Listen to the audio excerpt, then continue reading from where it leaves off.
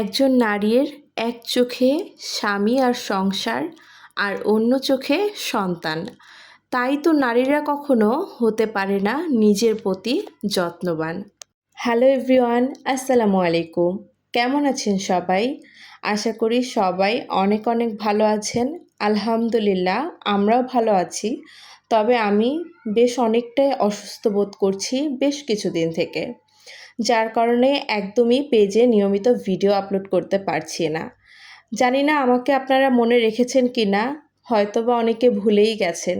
কেননা আমি অন্যের পেজে পেজে ঢুকে পোস্টে কমেন্ট করতে পারছি না, পাশাপাশি আমার পেজ থেকেও কোনো রকম পোস্ট ভিডিও করতে পারছি না।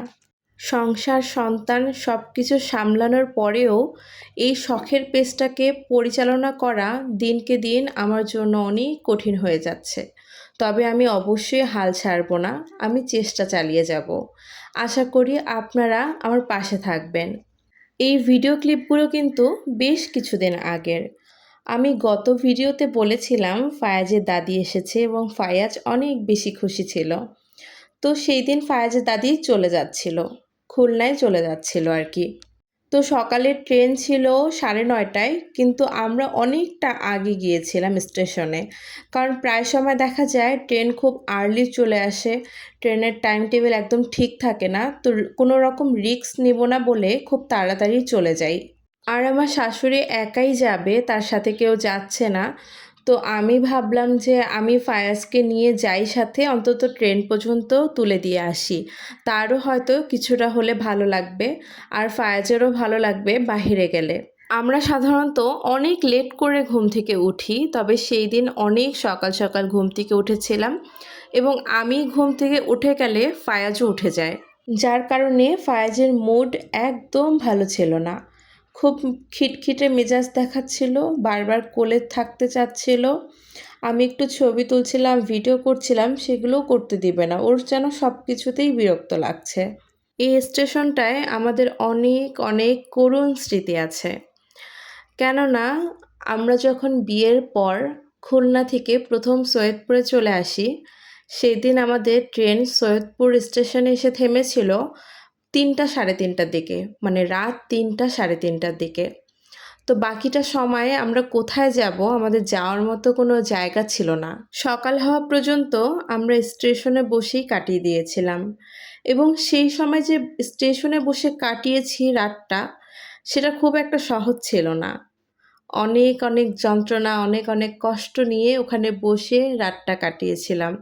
তখন সৈয়দপুর আমাদের কাছে খুব অচেনা একটা শহরই ছিল। যাই হোক, খারাপ দিনগুলো এখন কেটে গেছে, আলহামদুলিল্লাহ আমরা অনেক ভালো আছি। তারপরেও না, এই স্টেশনটায় গেলে আমার সেই দিনটার কথা, মানে সেই সময়টার কথা, সেই রাতটার কথা আমার বারবার মনে পড়ে, চোখ ঝাপসা হয়ে আসে।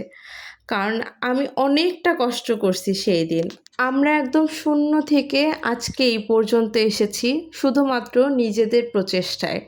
আমাদের পাশে কোনো সহযোগিতার হাত ছিল না, আমরা একাই নিজেদেরকে সামলিয়ে উঠেছি।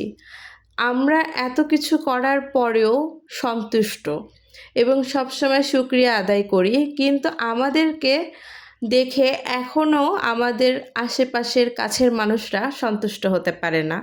তারা আমাদের এই পর্যন্ত আসাটাকেও ভালো চোখে দেখতে পারে না, যার কারণে আমি না প্রায় সময় খুব আপসেট হয়ে যাই। যাই হোক, তাদেরকে আল্লাহ হেদায়েত দেক, আমি এই প্রার্থনাই করি। স্টেশনে বসে থাকতে থাকতে আমার খুব খারাপ লাগছিল, আমি না খেয়ে গিয়েছিলাম।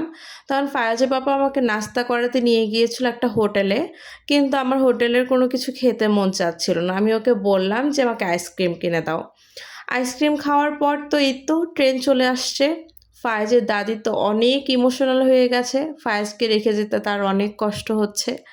কারণ এই কয়েকদিন ফায়াজ খুব দাদি দাদি করছে, সারাদিন পিছনে পিছনে ঘুরছে। আসলে রক্তের টান বলতে একটা কিছু তো আছে, তাই না? একটু হলেও তো মায়া কাজ করবেই, এটাই স্বাভাবিক। আজকে এই পর্যন্তই। সবাই আমার জন্য দোয়া করবেন যেন আমি অনেকটা সুস্থ হতে পারি এবং আমার পেজটাকে সময় দিতে পারি। আল্লাহ হাফেজ, সবাইকে ভালো থাকবেন।